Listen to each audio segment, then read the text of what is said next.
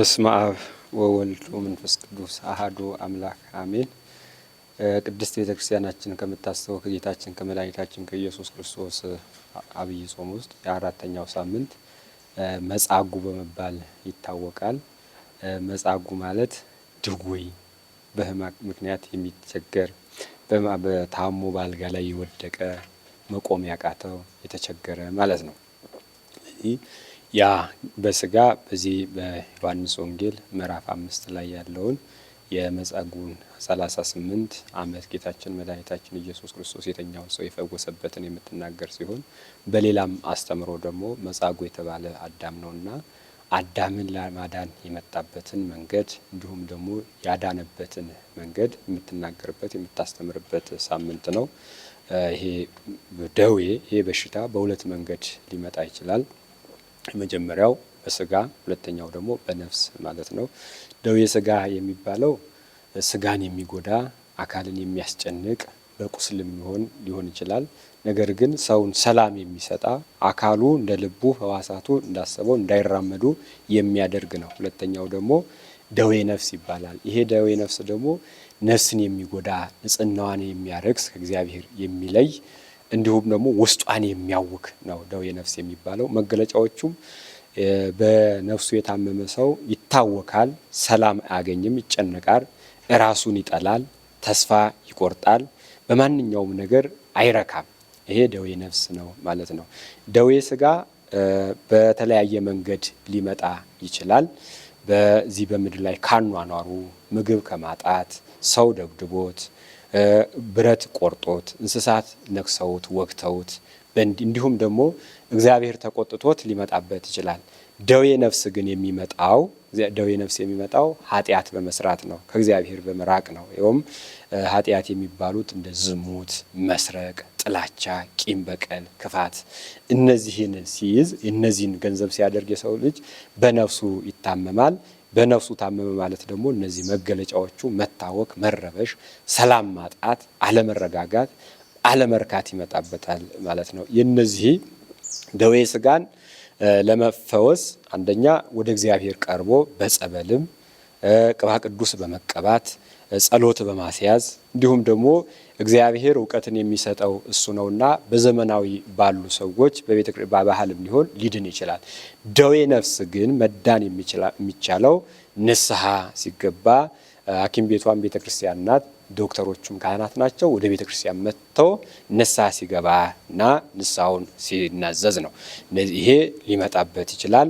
ከመጣ በኋላ ግን በንስሐና በጸጸት በለቅሶ በቀኖና ከራሱ ላይ ማስወገድና ወደ እግዚአብሔር መቅረብ መፈወስ ይችላል ማለት ነው። ስለዚህ ሲፈወስ ያ ሲታወክ የነበረው ይረጋጋል፣ ሰላም ያጣው ሰላምን ያገኛል።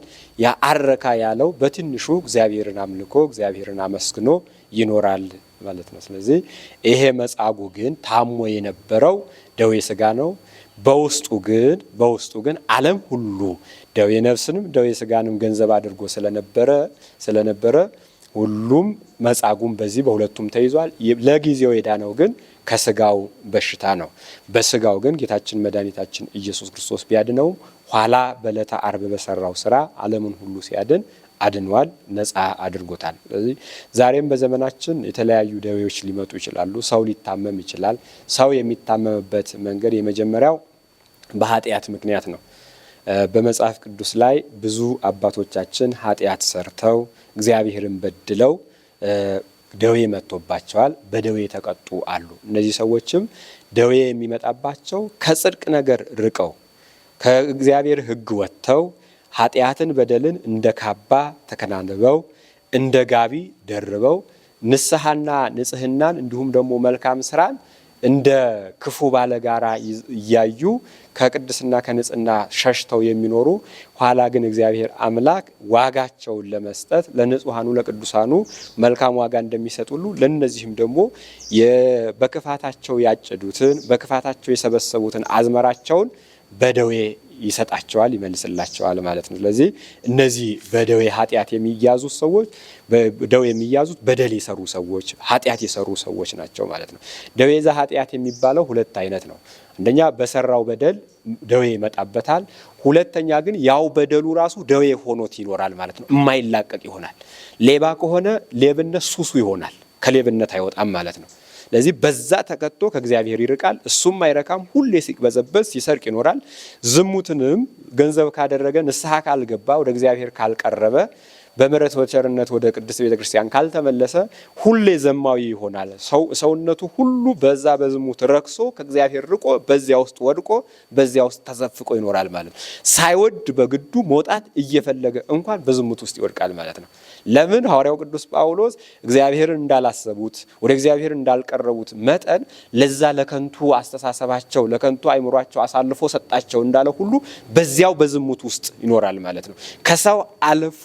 ከሰው አልፎ ልክ በዘመናችን ዛሬ የሰው ልጅ ሕግ ጠብቅ፣ እግዚአብሔርን አገልግል፣ ስለዚህ ጋብቻ ንጹህ ነው፣ ጋብቻህንም ጠብቅ፣ ንጹሃም መኝታውም ቅዱስ ነው፣ የተባረከ ነው፣ ስለዚህ በመኝታውም ላይም ኃጢአት አትስራ ተብሎ ሲነገረው ያንን አፍርሶ ከሌላ ሰው ጋር መውደቅ ጀመረ።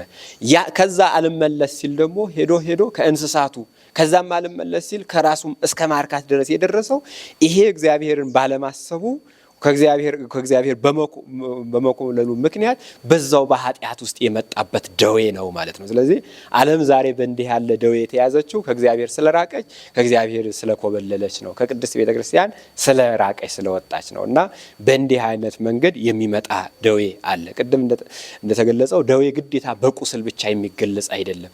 ያ በቁስል ያለ በሽታ ሰውን እንደሚያሰቅቅ፣ ሰውን እንደማያንቀሳቅስ፣ ወደ ፈለገው ቦታ እንደማያራምደው ያሰበውን ስራ እንደማያሰራው ሁሉ እንዲህም ዛሬ በዘመኑ ላይ ያለው ነገር ሰው ያሰበውን ነገር ላለመስራት ከተመኘበት ቦታ አለመድረስ የቻለው አለመግባባት የቻለው ኃጢአቱ ስለበዛ በደሉ ስለበዛ ነው። ከሁለተኛ ላይ ተግሳጽ አለ። በተግሳጽ የሚመጣ ደዌ አለ። ይሄ ደዌ ሰዎቹ ቀድሞ እግዚአብሔርን የሚያገለግሉ በፍቅር በንጽህና በቅድስና የሚመላለሱ ሆነው ነገር ግን የስጋ አስተሳሰብ ተጭኗቸው ከእግዚአብሔር ሕግ ያፈነገጡ ነገር ግን በልቦናቸው እግዚአብሔርን ፍቅሩን ያልተው ከሃይማኖት ከአምልኮት ያልወጡ ከቅድስናው ይልቅ ግን ፊታቸው ወደ ስጋ አስተሳሰብ ወደ ስጋ መንገድ የመሩትን ሰዎች የሚገስጽበት ወደ ራሱ የሚጠራበት ነው። ለዚህ ነው ቅዱስ ዳዊት በዚህ በመዝሙር 117 ቁጥር 18 ላይ ገስጾስ ተገሰጸኒ እግዚአብሔር ለሞት ሰባቱ ይመጣወኒ እግዚአብሔር ገሰጸኝ አለ። ገሰጸኝ ሲገሰጸኝ ግን ለሞት አሳልፎ አልሰጠኝም። ክፉዎችን ሰዎች ልክ እስራኤላውያን ከግብጽ ሲሻገሩ ግብጻውያን በባህር ውስጥ ሰጥመው ጠፍተው ነበር። እንዲሁም ደግሞ እኛ በሀገራችን እግዚአብሔርን እያመለክን ስንኖር ብዙ ጠላት ይመጣ ነበር። እነዛን ጠላቶቻችንን እያሳለፈ ለሞት ይሰጣቸው ነበር። እኔ ግን ብበድለው ለሞት አሳልፎ አልሰጠኝም፣ ነገር ግን ገስጾኛል። በግሳጼው ምክንያት እሱን እንዳውቅ ወደ እሱ እንድመለስ አድርጎኛል። ልክ ዛሬ ምእመናን በተለያየ በሽታ ይያዙና ወደ ጸበል ቀርበው ወደ ቤተክርስቲያን መጥተው በዚያው ፍቅሩን ቀምሰው በቤተክርስቲያን የሚቀሩ በሃይማኖት የሚጸኑ ከኃጢአት ተለይተው በንጽህና በቅድስና የሚመላለሱ ብዙ ሰዎች አሉ ማለት ነው። ስለዚህ ይሄ ተግሳጽ ይባላል ማለት ነው። ይሄ ተግሳጹ ወደ እግዚአብሔር ሰውን የሚያቀርብ እግዚአብሔርም ሕዝቡን የሚመልስበት ነው። በዚህ በዮሐንስ ራእይ ምዕራፍ 2 ቁጥር 4 ላይ ምን ብሏል? እስመ ኀደግ አፍቅሮተከ ዘቀዳሚ የቀድሞ ፍቅርህን ትተሃልና ተመለስ፣ ካልተመለስክ መጣብሃለሁ መቅረዝህንም ከፊት እወስዳለሁ ብሏል ማለት ነው። ስለዚህ በእንደዚህ ተገስጸው ደግሞ ካልተመለሱ ኋላ የኃጢአቱ ይመጣል ማለት ነው። ከእግዚአብሔር የሚያርቅ ኃጢአት ማለት እግዚአብሔርን ማጣት ነው። አጣ ነውና ኃጢአት ተብሎ የሚነገረው የሚገለጸው ትልቁ እግዚአብሔርን ማጣት ነው። ስለዚህ ከእግዚአብሔር እቅፍ መውጣት እግዚአብሔርን ከማጣት ይደረሳል ማለት ነው። ስለዚህ ሲገሰጽም ሰው መረዳት አለበት። ደዌ ሲመጣ አንደኛ ኃጢአት ሰርቶ ከሆነ በዚህ ሊመልሰኝ ነው ወደሱ ሊቀርብ ነው ብሎ ማሰብ አለበት። ሁለተኛ ደግሞ መልካም ስራ እየሰራ ድንገት ደዌ ቢመጣበት በውስጡ የበደልኩት ነገር አለ፣ እግዚአብሔር እችን ደዌያን ዋጋ አድርጎ በሰራውትን ስራ ደግሞ ዋጋ አድርጎ ሊሰጠኝ ነው ብሎ ማሰብ አለበት ማለት ነው። ስለዚህ ከሶስተኛ ደረጃ ላይ ደግሞ መቅሰፍት አለ። ይሄ ከሁሉ ይከፋል። ይሄ በመቅሰፍት የሚመጣ ደዌ አለ። እነዚህ ሰዎች በግብር ዲያብሎስ ሆነው ከሰውነት ወጥተው እግዚአብሔርን አሳዝነው ሰውን አስከፍተው የሚኖሩ ሰዎች ናቸው። ከነዚህም አንፃር እንደነ ሄሮድስ ያሉት እንደነ አርዮስ ያሉት ይሄ ሄሮድስ የሚባለው ሰው እነዚህ በዮሐንስ ራእይ ላይ እነዚህ 5 ውሾች ተብለው የተጠቀሱ ኃጢያቶች አሉ። ውሻ የሚያሰኙ ማለት ነው። ዝሙት፣ ሰው መግደል፣ መዝፈን፣ ስራይ ማድረግ፣ ይሄ መጠንቆል፣ እነዚህ ሰውን ከሰውነት አውርደው ከእንስሳትም አውርደው ውሻ የሚያሰኙ ናት። እሱ እንደ ዘማዊም ከሚስቱ አልፎ ከወንድሙ ሚስት ጋር ዘምቷል፣ ዘፈንም ዘፍኗል። ከዚያ በኋላ ሰውም አስገድሏል። ዮሐንስን ያህል ታላቅ ሰው እነዚህን 5ቱን በደሎች ሰርቶ ከሰውነት አልፎ ወደ ውሻነት ተቀይሯል ማለት። ኋላ ግን ሲሞት ደዌ መጥቶበት ሰውነቱ ከፍቶ ተልቶ ነው የሞተው። አርዮስም እግዚአብሔርን አምልክ ወልደ አምላክ ወልደ ማርያም ብለህ ተቀበል ብለው ሲሉት አይ ይህንንስ አላደርገውም ብሎ ሲል ኋላ አንደበቱ ተጎልጉሎ ሰውነቱ ተልቶ ነው የሞተው ማለት። እንዲህ ያለ በሽታ ይመጣል። ይሄ የመቅሰፍት ነው ማለት ነው። የማያማልስ የማያዳግም ከእግዚአብሔር እቅፍ የሚያወጣ ነው። በአራተኛ ደረጃ ላይ የምናየው ደግሞ ደዌ ዘእሴት የሚባል አለ። ዋጋ የሚያሰጥ ዋጋን የሚያመጣ በረከትን፣ ትሩፋትን፣ ንጽህናን፣ ቅድስናን የሚያጎላ የሚገልጽ ሰውየው ኃጢአተኛ ሆኖ አይደለም፣ በደለኛ ሆኖ አይደለም። ያንን አምኖ ከተቀበለ ያንን አምኖ በዛ ህይወት ውስጥ ከተጓዘ እግዚአብሔር ዋጋውን ይበልጥ ይሰጠዋል፣ ብጎል ይጨምርለታል። ልክ እንደነ ቅዱስ ኢዮብ ከዚህም አልፈው እንደ ሐዋርያት ያሉት ማለት ነው። 5ኛ ላይ ደግሞ ደዌ ዘንጽህ የሚባል አለ። ደዌ ዘንጽ የሚባለው ሰው የሚነጻበት እንዳይታበይ በሚሰራው ስራ በዚያ ውስጥ ታብዮ ዋጋውን እንዳያጣ እንዲሁም ደግሞ እኔ ሰርቻለሁ ብሎ ሰው እንዳይንቅ በቃኝ ብሎ እንዳያርፍ በውስጡ ደዌን ይሰጠዋል ማለት ነው። በዚያ ውስጥ መልካም ስራ እየሰራ ከስራው እንዳያቋርጥ ያ ደዌ ይቀሰቅሰዋል ማለት ነው። ይሄ ደዌ ዘንጽ ይባላል። እና ደዌ ዛሬ በሰው ላይ የሚመጣው በእንዲህ ያለ በ5ቱ መንገድ ነው። መጻጉ ግን ይሄ የመጣበት መጽሐፉ እንደሚነግረን ጌታችን መድኃኒታችን ኢየሱስ ክርስቶስም እንደገለጸው እዛው እንደተናገረው በድሎ ነው። ከፈወሰው በኋላ ምንድነው ያለው? ዳግም እንዳትበድል። በደሉ ይሄ ነው ተብሎ ባይዘረዘርም ከአዳም የተዋረደው ያ የነፍሱም የስጋው በደልም ቢኖርም ነገር ግን በራሱ የበደለው በደል ነበር። ስለዚህ በዚያ በበደሉ ምክንያት ታሞ ተቸግሮ በዚያ በወንዝ ውስጥ አጠገብ ተኝቶ ይኖር ነበር። የተኛውም 38 ዓመት ሙሉ በዚያ ኖሯል። እሱ በሽተኛ ነው። ወንዙ ዳርም ደግሞ ምእመናን እየተሰበሰቡ ይፈወሱ ነበር። የሚፈወሱትም መልአከ እግዚአብሔር ጠዋት አንዴ ይወርዳል፣ አይደግምም። እሱ ሲወርድ ቀድሞ የተጠመቀ ሰው ይፈወሳል። ይሄም እንዲህ መሆኑ እግዚአብሔር ምንም የሰው ልጅ ከእግዚአብሔር ቢርቅ በዓለም ላይ ኃጢአት ቢሰለጥን ሰው የእግዚአብሔር አገልጋይ የእግዚአብሔር ልጅ የሚባለውን ነገር ንቆ የዲያብሎስ የወንድ አገልጋይ የዲያብሎስ የሴት አገልጋይ ብለው አዳምና ሔዋን ፈርመው በሰጡት አማካኝነት ለዲያብሎስ ተገዢ ሆኖ ቢኖርም ሲሞት ነፍሱን በሲኦል ስጋውን በመቃብር ተቀራኝቶት ቢኖርም በረድኤት ግን አልተለየም ነበር እግዚአብሔር።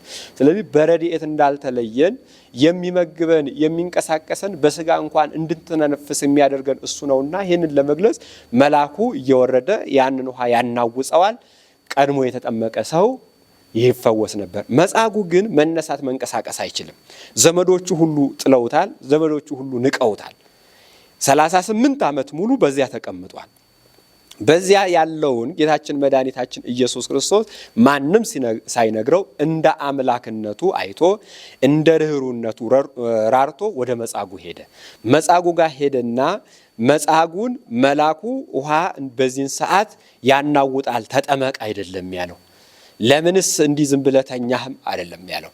መጻጉዕ ሆይ አለው መዳን ትፈልጋለህ ሆይ ብሎ ጥያቄ ጠየቀው። አንዳንዴ በመዳኛ ቦታ ቁጭ ተብሎ ልቦናችን መዳኑን ካልፈለግን ልንድን አንችልም። መዳና መፈለጋችን የሚታወቅ ደግሞ በስራችን ነው ማለት ነው። እና ጌታችን መድኃኒታችን ኢየሱስ ክርስቶስ ይህን ጥያቄ ሲጠይቀው መጻጉዕ ጌታችን መድኃኒታችን ኢየሱስ ክርስቶስን ያየው ሲረዳ የነበረው በሰውነቱ ነው። ወልደ አምላክ መሆኑን አያውቅም። ሰው ነውና እንደ ሰውነቱ ተረድቶት እንደ ሰውነቱ አውቆት ምን አለው? መዳኑን እፈልጋለሁ። እዚህ ቦታ ፀሐዩን ብርዱን ታግሼ የምኖረው ፀሐይ ለመፈወስ ነው። ነገር ግን መፈወስ ፈልጌ መልአኩ መጥቶ ውሃውን በሚያናውፀው ሰዓት እኔ እንደምታየኝ ወርጄ ለመጠመቅ አልችልም፣ ወዲያም ደግሞ የሚረዳኝ ሰው የለም ብሎ መጻጉዕ ይሄንን መለሰለት። ሊቃውንት እንደሚነግሩን ጌታችን መድኃኒታችን ኢየሱስ ክርስቶስን ሲያየው ኋላ ቢረዳኝ ቢያግዘኝ ወደ ወንዙ ቢያቀርብልኝ ነው ቢያቀርበኝ ብሎ አስቦ ነው። ሁለተኛ ደግሞ ብዙ ሰው ይከተለው ነበርና ከሚከተለው ሰው ውስጥ አንድ ሰው ያዝልኛል ብሎ ነው ይሄንን መጻጉዕ የተናገረው። መድኃኔ ዓለም ጌታችን መድኃኒታችን ኢየሱስ ክርስቶስ ግን ሲፈውስ የነበረው በቃሉም ይፈውሳል፣ በምራቁም ይፈውሳል፣ በልብሱም ይፈውሳል፣ በጥላውም ይፈውሳል፣ በልብሱም ይፈውሳልና ግዴታ ውሃውን ብቻ አልወሰነበትም። መጻጉዕ መዳን ከፈለክ በል አልጋህን ተሸክመህ ሂድ ብሎ ይሄንን ትእዛዝ አዘዘው። መጻጉዕም ይሄንን አልጋውን ሲሸከም ደስ ብሎት ብድግ ብሎ አልጋውን ከተሸከመ በኋላ ጌታችን መድኃኒታችን ኢየሱስ ክርስቶስ ያስጠነቀቀው እና ያዘዘው ትእዛዝ አለ። መጻጉዕ ድነሃል፣ ተፈውሰሃል። እንደ ሌሎቹ ውሃ ተጠምቀህ አይደለም፣ አንተ በቃሌ ብቻ ነው የተፈወስከው። እንደ ሌሎቹ በቃሬዛ አይደለም ወደ ቤት የሄድከው። 38 ዓመት ሙሉ ስትሸከምህ የነበረችውን አልጋን የተሸከምከው። ነገር ግን ዳግም እንዲህ ያለ በሽታ እንዳይዝህ፣ ዳግም እንዲህ እንዳትቸገር ተጠንቀቅ፣ ዳግም እንዳትበድል ብሎ ይሄን ትእዛዝ ሰጥቶታል። ከመጻጉዕ ሁለት ነገርን እንረዳለን። በመጀመሪያ ትዕግስቱን 38 ዓመት ሙሉ እዛ ሲቀመጥ ታግሶ ነው። ሰው በትዕግስቱ ሐዋርያው ቅዱስ ጳውሎስ እንደነገረን እስመ በትዕግስትክሙ ታጠርዩ ለሕይወታክሙ፣ እናንተ በመታገሳችሁ ምክንያት በመታገሳታችሁ ብዛት ሕይወትን ገንዘብ ታደርጋላችሁ ማለት ሕይወት የተባለ ክርስቶስ ነው። ሕይወት የተባለች ያቺ ሀዩ ከመላእክት ናትና እንደ መላእክት ሕያው ሆናችሁ ትኖራላችሁ። ከክርስቶስ ጋር በአባታችሁ መንግስት እንደ ፀሐይ ደምቃችሁ አሸብርቃችሁ ትኖራላችሁ። ይሄ የሚሆነው ግን በትዕግስት ነው ብሏል ማለት ነውና መጻጉዕ ትዕግስት ከመኖሩ አንጻር ትዕግስትን ገንዘብ በማድረጉ አንጻር ሊድን ችሏል። ሁለተኛ ግን ከመጻጉዕ የምናየው አደራን አለመጠበቅ ነው። በውስጡም ክፋትን መኖር ነው። መጻጉዕ ከተፈወሰ በኋላ ቶሎ ሄዶ ለአይሁድ ለመክሰስ ነው እንጂ የቸኮለው ክርስቶስን ለማገልገል አይደለም ያስበው።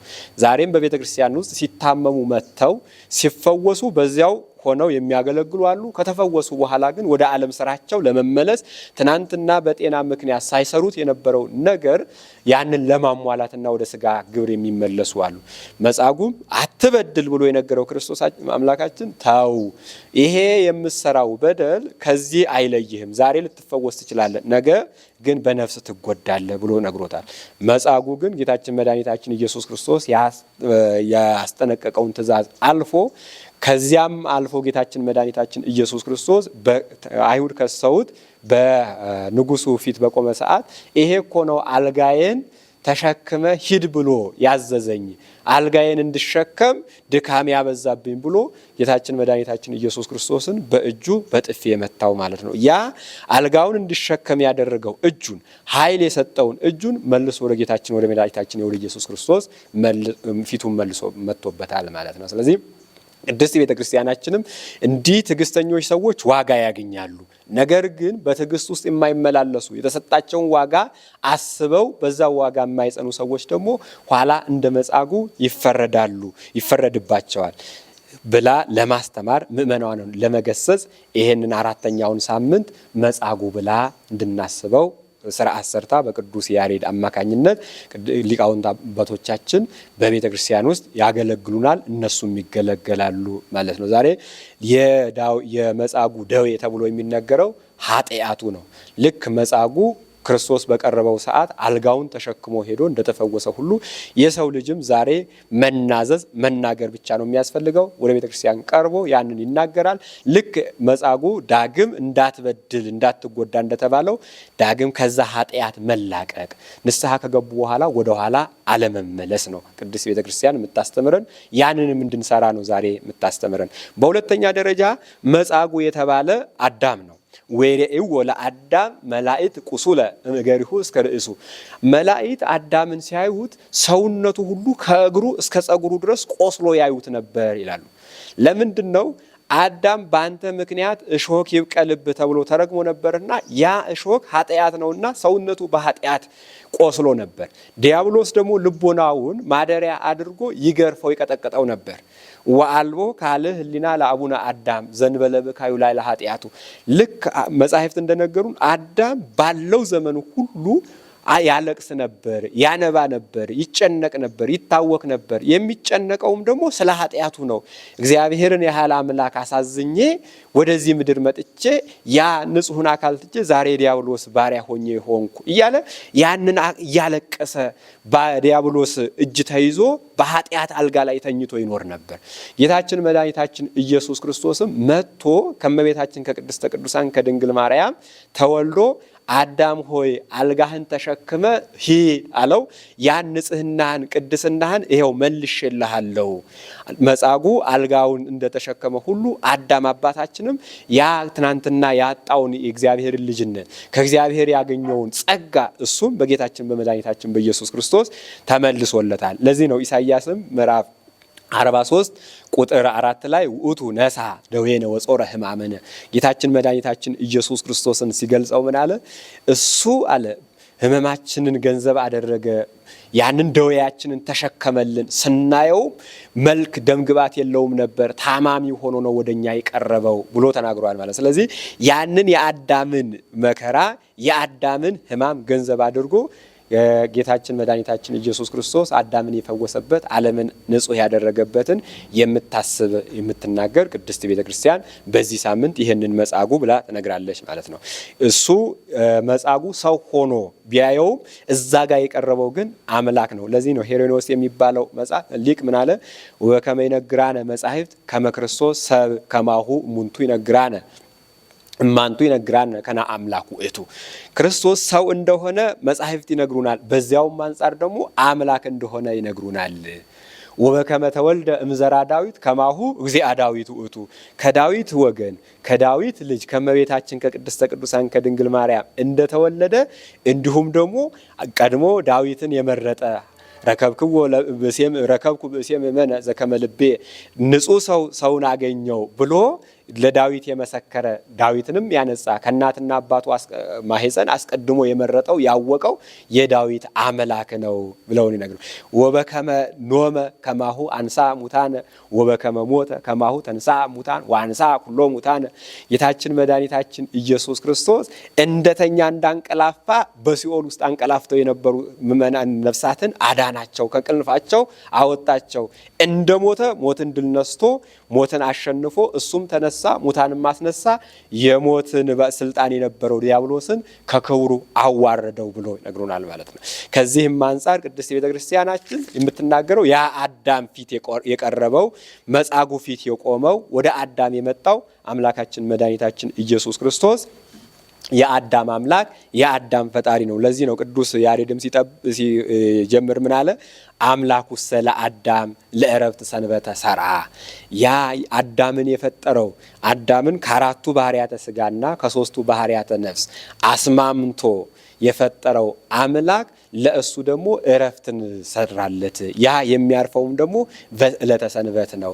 ሰው ማረፍ ማለት ከኃጢአት መራቅ ነው፣ ከኃጢአት መለየት ነው። ስለዚህ በዕለተ ሰንበት ከኃጢአት ርቆ እግዚአብሔርን አግኝቶ ደስ ብሎት እግዚአብሔርን ያገለግላል። የተፈጠረውም ደግሞ ዘወትር እግዚአብሔርን እያመሰገነ እንዲኖር ነው። ያቺ ዘመን ደግሞ የምትታወቀው በዕለተ ምጽአት ነው። የአዝማነ መንግስተ ሰማያት ምሳሌ የምትሆነዋ ደግሞ ሰንበት ናት። እችን ሰንበትን ለጊዜው እንዲያርፍባት፣ ኋላ ደግሞ ከምጽአት በኋላ እግዚአብሔርን መስሎ እግዚአብሔርን ወርሶ የሚኖርባት ያችን አዝማነ መንግስተ ሰማያትን የፈጠረ የአዳም አምላክ እያለ በዛ የቆመውን አምላክ አዳም እንደሆነ ሊቃውንት አባቶቻችን በቅድስት ቤተ ክርስቲያን ይነግሩናል፣ ይመሰክሩናል ማለት ነው። ስለዚህ ይሄ ስጋ የለበሰው ይሄ ሰው የሆነው አምላከ አዳም ነው። ለዚህ ነው ቅዱስ ቄርሎስ ተረፍ በሚባለው መጽሐፉ ላይ ተረፈ ቄርሎስ ምዕራፍ 3 ቁጥር 6 ላይ ምን ይላል? ወሰማተ ቃላቲሁ ምግባራቲሁ ሙንቱ። የእግዚአብሔር የወልድ አምላክ ስለመሆኑ ጌታ ስለመሆኑ ንጉሥ ስለመሆኑ ምስክሮቹ የቃሉ ምስክሮች ስራዎቹ ናቸው ይላል። ይቤ አነ ውእቱ ፍኖት፣ እኔ መንገድ ጎዳና ነኝ አለ። ወሃንካስ ተፈዊሶ ኮኖ ሰማዕተ ያ አምላካችን መድኃኒታችን ኢየሱስ ክርስቶስ መንገድ መሆኑ ለሽባዎችን እንደሚያነጻቸው ተራምደው እንዲሄዱ እንደሚያደርጋቸው ያ አንካሳ ሰው ተነሳና በእሱ አምላክነት አምኖ መሄዱ ለጌታችን ለመድኃኒታችን ለኢየሱስ ክርስቶስ ለአምላክነቱ ምስክር ነው። አነ ውእቱ ሕይወት እኔ ሕይወት ነኝ አለ። ወአልዓዛርኒ ተንሥኦ እሙታን ኮነ ሰማዕተ በእንቲአሁ ክርስቶስ ሕይወት እንደመሆኑ አልዓዛር ከሙታን ተነሳና ይሄው ሕይወት የሆነ አምላክ ሕይወትን ሰጠኝ ብሎ ስለ አዳም ስለ ክርስቶስ መሰከረ። ለዚህ ነው ከቅዱስ ያሬድም አምላኩ ስለ አዳም ሰራ ሰንበተ ያለ ይሄ ሰንበትን አክብሩ እያለ የሚናገረው መጻጉን የፈወሰው በዕለተ ሰንበት መጻጉን ንጹህ አድርጎ የሸኘው አልጋውን እንዲሸከም ያደረገው አምላከ አዳም ነው። ዓለምን ካለመኖር ወደ መኖር ያመጣ ነው። ይቤ አነ ውእቱ ዕፀ ሕይወት እኔ ዕፀ ሕይወት ነኝ አለ። ዕፀው ወይን ነኝ አለ። ሰማዕተ ኮኖ ማየቃና ተወሊጦ ሀበ ወይን በዛ በወይን በቃና ያለው ውሃ ስለሱ ወይንነት ምስክር ሆነው ከውሃነት ወደ ወይንነት ተቀይሮ ይቤ አነ ውእቱ ህብስተ ሕይወት እኔ ህብስተ ሕይወት ነኝ ብሎ ተናግሯል። በህብስተ ሕይወቱን ደግሞ ሰማዕተ ኮንጎ ሰብእ ጸጊቦሙ ምርሃቦሙ በዛ የተሰበሰቡ ሰዎች ክርስቶስ ህብስት መሆኑን ምግብ መሆኑን ደግሞ በአምስት የገብስ እንጀራ በልተው ጠግበው 12 ቅርጫት አትርፈው ህብስት መሆኑ መሰከሩለት። ለዚህ ነው ቅዱስ ያሬድም በድጋሚ እንደተናገር ነው አነ ውእቱ አምላከ አዳም ያለውን አምላኩ ስለ አዳም ሰራ ሰንበተ ብሎ የተናገረውን በዚህ በምድር ላይ የሚመላለሰው ወደዚህ ወደ ምድር የመጣው ተወለደ ወለትከ ከልጅ ልጅ እወለዳለሁ ብሎ የተናገረለት አምላከ አዳም ነው። ቀድሞ አዳም በደልን በሰራ ሰዓት ወኮነ ከማዱ ምንኔ እንደኛ አንዱ ሆነ አዳም ብሎ የተናገረ ከአዳም እንደኛ አንዱ ሆነ ማለት ከአዳም የተነሳው ስጋ አካለ ሥላሴ ሆነ ቃለ ሥላሴ ተብሎ ሊቃውንት እንደሚነግሩን ሁሉ ያ አዳም የለበሰው ስጋ ለክርስቶስ አካሉ ሆኗል። ከአዳም ከስጋው ስጋ ከነፍሱ ነፍስ ነሶ በእመቤታችን አማካኝነት ከዛ የተነሳው አምላክ ሆኗል ማለት ነው። ሥላሴ ስናይ ኩነት የሚባል አስተምሮ አለ። አብ ልብ ነው፣ ወልድ ቃል ነው፣ መንፈስ ቅዱስ ሕይወት ነው። ከኛ የተነሳው ነፍስና ስጋ የአካለ ቃልን ገንዘብ ስላደረገ ለአብና ለመንፈስ ቅዱስ ቃላቸው ሆኗል ማለት ነው። ለኛም ደግሞ ሕያው ቃል እንድንኖር በሕያው ቃል አስበን እንድንመላለስ እንዲሁም ደግሞ ከክፉ ነገር እንድንጠበቅ የዘላለም ሕይወታችን እንድናገኝ በአምላክነቱ ዋጋችን የሚሰጠን የሚጠብቀን እሱ ነውና አምላኩ ስለ አዳም ብሎ የተናገረው ጌታችን መድኃኒታችን ኢየሱስ ክርስቶስ አምላከ አዳም እንደሆነ አምላከ አዳም ሆኖ ዓለምን እንዳዳነ ቀድሞም ቃል የገባለት ኋላም የመጣ እሱ እንደሆነ ለመግለጽ ነው። ከጌታችን መድኃኒታችን ኢየሱስ ክርስቶስ አብና መንፈስ ቅዱስ ስጋ ያለበሱት እሱ ብቻ የለበሰው በተለየ አካሉ በተለየ ስሙ በተለየ ግብሩ ነው። እወለዳለሁ ተብሎ ቃል ተገብቶለታል። ሚስጥረ ስጋው የተፈጸመ በመወለድ ነው። አብ ስራው መውለድ ነው። ወልድ ደግሞ መወለድ ነው። ስለዚህ መወለድ ያለበት ወልድ ነውና ወልድ ተወልዷል። ሁለተኛ ደግሞ በቃል ተገልጾለታል። በልብ የታሰበ ነገር በቃል ስለሚገለጽ እናድናለን ብለው ቃል ገብተውለት ነበር። ያም ደግሞ ተሰምቷል። ያ የተሰማ ደግሞ የሚታወቀው በቃል ነውና አካላዊ ቃል ስጋን ለብሷል፣ ሰው ሆኗል ማለት ነው። ነገር ግን ይሄ የለበሰው ስጋ ይሄ ሰው የሆነው አምላክ በዚህ የተመላለሰው ከአብ ከመንፈስ ቅዱስ ጋር በአንድ ክብር በአንድ እሪና በአንድ ስልጣን በአንድ ባህሪ የሚኖር ነው። አብ ወልድን የወለደው ወልድ ከአብ የተወለደው በባህሪ ስለሚለያዩ አይደለም፣ ውሳጣዊ ግብራቸው ስለሆነች ነው። አብ ወልድን የወለደበት ወልድ ከአብ የተወለደበት መንፈስ ቅዱስ ከአብ የሰረጸበት ባህሪ አሐቲ ባህሪ ናት። ፈቃዳቸውም ስልጣናቸውም አንድ ነው። በዚህ በአፋዊ ግብር ግን ዓለምን በማዳን ሰውን በመቀደስ ሰውን በማክበር አንድ ግብራቸው አንድ ነውና ዓለምን አድነውልናል። ዓለምን በመቀደስ ዓለምን በማክበር አብ አክባሪ ነው፣ ወልድ አክባሪ ነው፣ መንፈስ ቅዱስም አክባሪ ነው። ክብር በመሆነ ግን ወልድ በተለይ አካሉ ዓለምን አክብሯል። ለምን? ስጋን የተዋሃደ የእኛን አካል ገንዘብ ያደረገ እሱ ስለሆነ ማለት ነው። ድነት የተፈጸመው በተዋህዶ ነው። ካሳ የተካሰው የተመለሰው በተዋህዶ ነውና ስለዚህ ክብር በመሆን ወልድ በማክበር ግን በስልጣን ሁሉን ዓለምን በማዳን ሶስቱ አብ መንፈስ ቅዱስም ዓለምን አድነዋል። ይሄን ነገራል። ስለዚህ በዛ ጋር የተገለጸው አምላኩሰ ለአዳም ሲል አብ ወልድ መንፈስ ቅዱስ አምላከ አዳም ናቸው። ሶስት አምላክ አንልም፣ አንድ አምላክ ነው የምንለው። እሱ ተመለብሶት እዛ አልዓዛር ፊት ነው መጻጉዕ ፊት ለቆመው አካል አብ ልቡ ነው፣ መንፈስ ቅዱስ ሕይወቱ ነው። ከዚህ አንጻር አብ ወልድ መንፈስ ቅዱስን በጠራበት አንጻር አምላኩስ ለአዳም ለዕረፍት ሰንበተ ሰራ ብሎ ተናግሯል። ከዚያ ቀጥሎ ምን አለ? ይሄው ሊቅ ሲናገር ቤልዎ አይሁድ በአይ ስልጣን ትገብር ዘንተ አልዓዛር መጻጉዕ አልጋውን ተሸክሞ ወደ አይሁድ ሄደ። በዕለተ ሰንበት ነበርና የተፈወሰው። አይሁድ አይተው እንዴት በዕለተ ሰንበት ይህንን ያደርጋል? በዚህ ውስጥስ ደግሞ ሰውን ለመፈወስ ሰውን ለማዳን ከምን አንጻር ነው ይሄን ሊያደርግ የቻለው? የትኛው ነብይ ነው? የትኛው ከዚህም በፊት የተነሳ መምህር ነው በሽተኛን አልጋውን ያሸክሞ በዕለት በቃሉ ብቻ የፈወሰ? ይህን ስራ የሚሰራው በምን ስልጣን ነው ብለው ተነጋገሩና ጌታችን መድኃኒታችን ኢየሱስ ክርስቶስ ፊት ቀርበው ይሄንን ስልጣን በማን ስልጣን ትሰራዋለህ? ከየት አገኘኸው? ብለው ይሄን ጥያቄ ጠየቁት። ወይቤሎሙ ኢየሱስ አነ እገብር አንትሙኒ እመኑ ለግብርዬ። ጌታችን መድኃኒታችን ኢየሱስ ክርስቶስ ምንድነው ያላቸው? እኔ እሰራዋለሁ፣ ነገር ግን የኔን አምላክነት ከቃሌ አልፋችሁ በስራዬ እመኑ፣ በስራዬ እዩ። እግዚአብሔር አምላክ ፈዋሽ ነው፣ እኔም እየፈወስኩ ነኝ። እግዚአብሔር አምላክ የምሕረት ባለቤት ነው፣ እኔም ተቸግረው የሚቸገሩትን ሰዎች የወደቁትን ሰዎች በርኅራኄ እያነሳው ነኝ። በዚህ በትንቢተ ኢሳይያስ ምዕራፍ 61 ላይ የተነገረ ኃይለ ቃል አለ። ያኔ ድውያንን እፈውስ ዘንድ፣ ዓይነ ዕውራኑን አበራ ዘንድ፣ አንካሶችን ጎባጦችን አቀና ዘንድ የእግዚአብሔር መንፈስ ቀባኝ ላከኝ ብሎ ኢሳይያስ እንደተናገረው እኔም ከባሕርይ አባቴ የተወለድኩ ለድነተ ዓለም ወደዚህ ምድር የተላኩ እኔ ነኝ። ስለዚህ ያ መሆኔን ደግሞ ትንቢት የተነገረው ለእኔ መሆኑን ስራዬን እያያችሁ እመኑ እመኑ። ቅድም ቄርሎስ ላይ የተነጋገርነው ልክ ህብስት ነኝ ብያችኋለሁ፣ ለህብስትን እያበረከትኩ እየሰጠው ነኝ ያለው። መድኃኒት ነኝ ብያለሁ፣ በትምህርቴ በነፍስ እያዳንኳቸው፣ በታምራቴ ደግሞ በስጋ እያዳንኳቸው ነው። ኋላም ከገሃነመ እሳት የማድን እኔ ነኝ። የባህር ፈጣሪ መሆኔን ባህርን እየገሰጽኳት ነው። የነፋስ ፈጣሪ መሆኔን ነፋሱን እያዘዝኩት ነው። በነፋስ እየተራመድኩ ነኝ። የሁሉ ጌታ መሆኔ ሁሉ ለእኔ እየተገዛ ነው፣ እየታዘዘ ነው። እጽዋቱ ድንጋዩ ሳይቀር እኔን እያመለከ ነው። ስለዚህ በስራዬ እመኑ ብሎ ጌታችን መድኃኒታችን ኢየሱስ ክርስቶስ ለአይሁድ መልሶላቸዋል። ዛሬም ቅድስት ቤተ ክርስቲያናችን የጌታችን የመድኃኒታችን የኢየሱስ ክርስቶስን አምላክነት የምትሰራው የምትመሰክረው አንድ ከተጻፉት መጻሕፍት፣ ሁለተኛ ደግሞ ከተሰራው ስራ፣ እሱ ከገለጻቸው ካስተማራቸው ትምህርቶች ከሰራቸው ስራዎች ነው። አምላክ ስለመሆኑ ዮሐንስ ወንጌል ላይ ቀዳሚሁ ቃል በመጀመሪያ ቃል ነበረ፣ ይህ ቃልም በእግዚአብሔር ዘንድ ነበራል። ይሄንን አካላዊ ቃል ዛሬ በስጋ የተገለጸ ብቻ አይደለም። ልክ ቅዱስ ያሬድ ዘተወልደሳ አኮ ዘያሃሎም ቅድመ ዓለም፣ ይሄ የተወለደው ቅድመ ዓለም የሌለ አይደለም።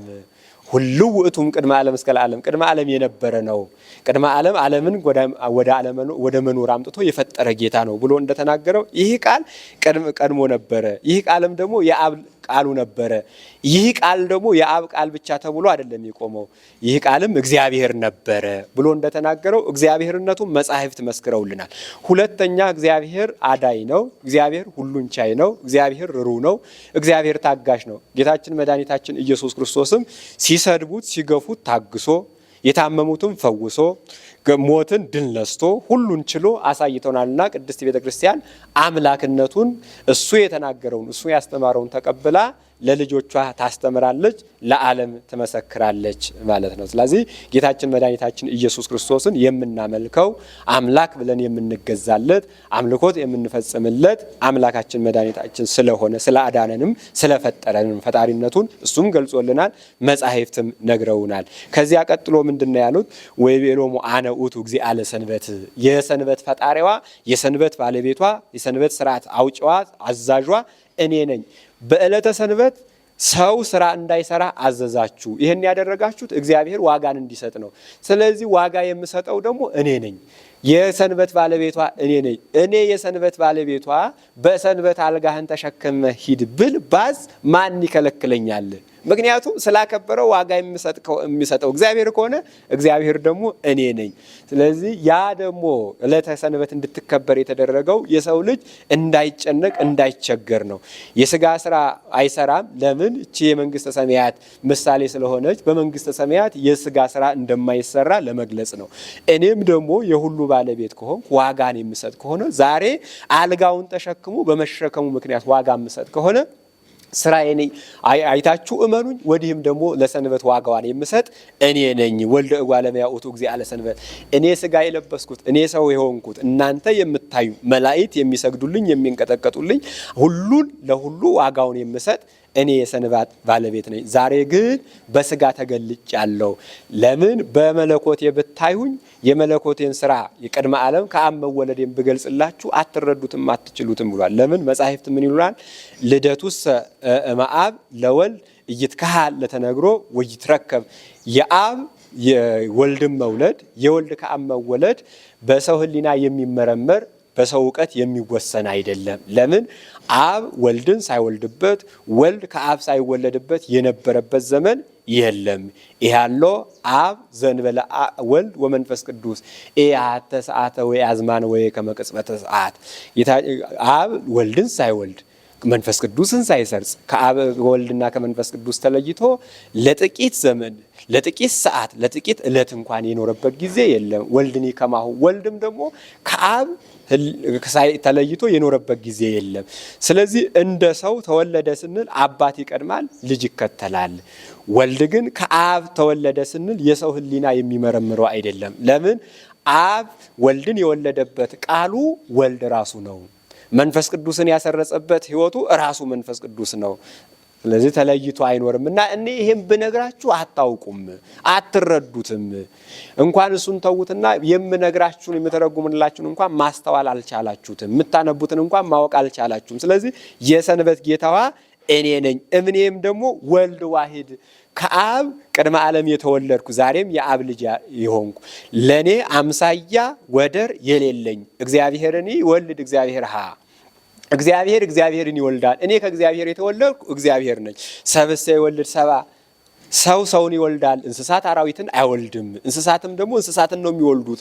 አራዊትም አራዊትን ነው እንጂ መውለድ የሚችሉ ሰው እንስሳ አይወልድም፣ አራዊት አይወልድም። አራዊትም ሰውን መውለድ አይችሉም። እግዚአብሔርም ወለደ ተብሎ ከተነገረ እግዚአብሔርን ነው የሚወልደው። እኔ ለእግዚአብሔር አብ አንድያ ልጁ ነኝ። ልክ ዮሐንስ እንደነገረን እስመ ከመዝ አፍቀሮ እግዚአብሔር ለዓለም እስከ ወልዶ ዋሕደ መጠወ ለዓለም ከመይኩን ቤዛ ለኩሉ። እግዚአብሔር አምላክ አንድያ ልጁን ለዓለም አሳልፎ እስከ መስጠት ደርሶ ዓለምን እንዲሁ ወደዶ ብሎ እንደተናገረው እኔ ለዓለም ቤዛ ሆኜ የተሰጠው ነኝ። ለዚህ ዓለምን ለማዳን የመጣው ነኝ። እኔን የሚመስል እኔን የሚገዳደር እኔን የሚተካከል የለም። ልዩ ልጅ ነኝ አለ። ከአባቴ ሳለይ የኖርኩበት ዘመን የለም። ከአባቴ ጋር ህልው ነኝ፣ ሁሌ እኖራለሁ። እንደገና ደግሞ በአባቴ ህልውና በቃልነት እኖራለሁ፣ እሱም በልብነት በእኔ አለ። ኋላም እኔ ሁሌ ልጅ ስባል እኖራለሁ። አባት የተባለው በግብሩ ነው እንጂ አርጅቶ አይደለም፣ ትልቅ ሰው ስለሆነ አይደለም። እኔም ልጅ የተባልኩት በግብሬ ስለተወለድኩ ነው እንጂ ከሱ በአካልም በመልክም በእድሜም አንሼ አይደለም። ስለዚህ ለአባቴ አንድ ልጅ ነኝ፣ ልዩ ልጅ ነኝ።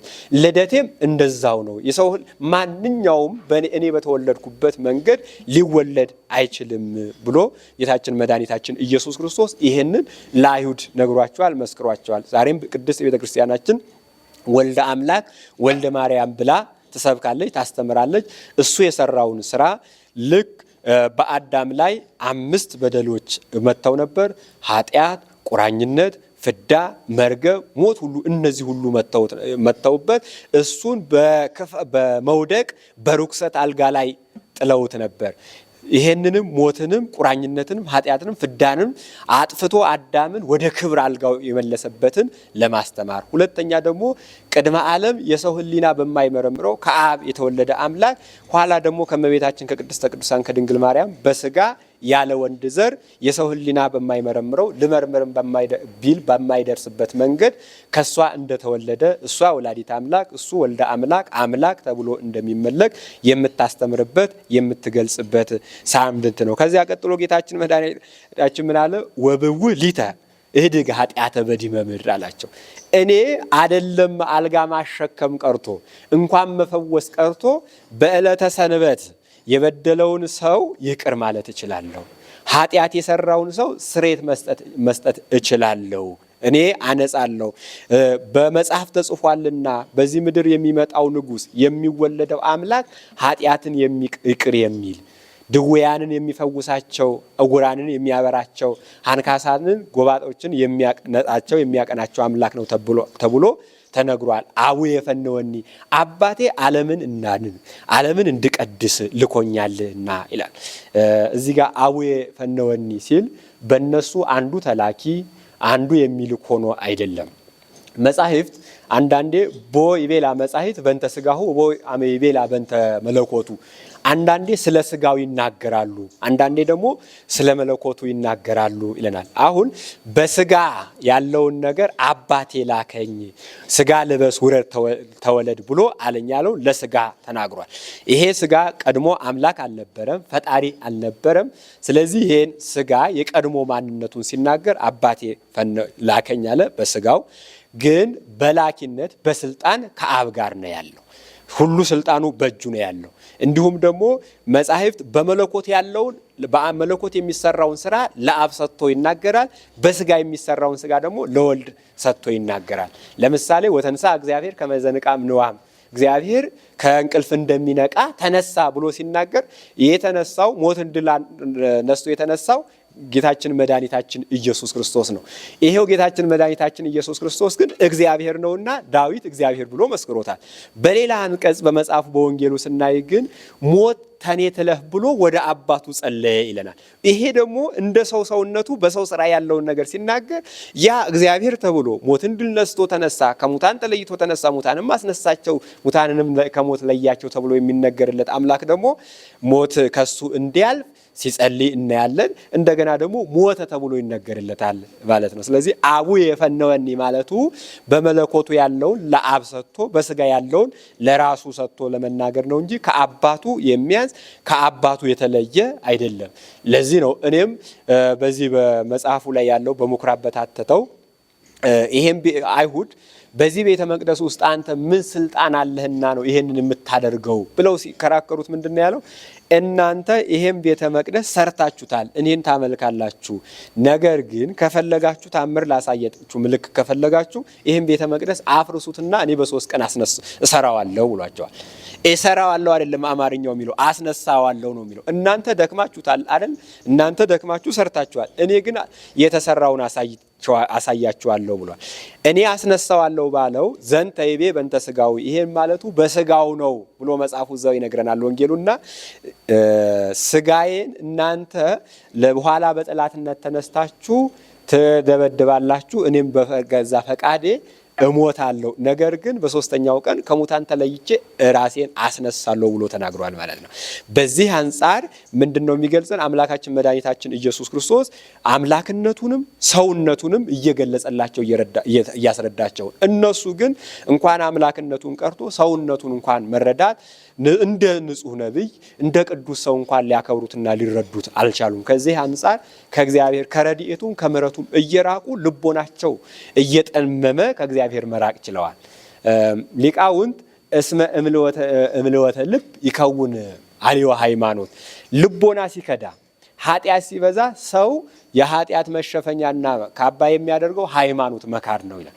እነዚህ ሰዎችም በደላቸውን ሲገልጽባቸው ክፋታቸውን ሲነግራቸው ወደ ንጽሕና ወደ ቅድስና ከመምጣት ይልቅ ንስሐ ከመግባት ይልቅ እሱን ወደ መካድ ነው የሄዱት። ወልደ አምላክ ወልደ ማርያም ብሎ ከማምለክ ይልቅ ሩቅ ብእሲ መለኮት ያልተዋሃደው የጸራቢ ዮሴፍ ልጅ ብለው ነው በሱ ላይ ጠላትነት የተነሱት ማለት ነው። እንዲህ ሲላቸው እኔ ኃጢአትን ይቅር የምለኝ ያ አዳምን አድነሃለሁ ከልጅ ልጅ ተወልጄ አንተን ወደ ቀድሞ ክብርህ መልሳለሁ ብዬ ቃል የገባውለት እኔ ነኝ። ስለዚህ በዚህ ምድር ላይ ተመላልሼ ኃጢአትን ይቅር የሚል እኔ ነኝ፣ ኃጢአትን የምደመስስ እኔ ነኝ ብሎ ያስረዳበት የገለጸበትን ሳምንት በዚህ ሳምንት ተርካ ታስተምራለች ቅድስት ቤተክርስቲያናችን ማለት ነው። ወስብሐት ለእግዚአብሔር።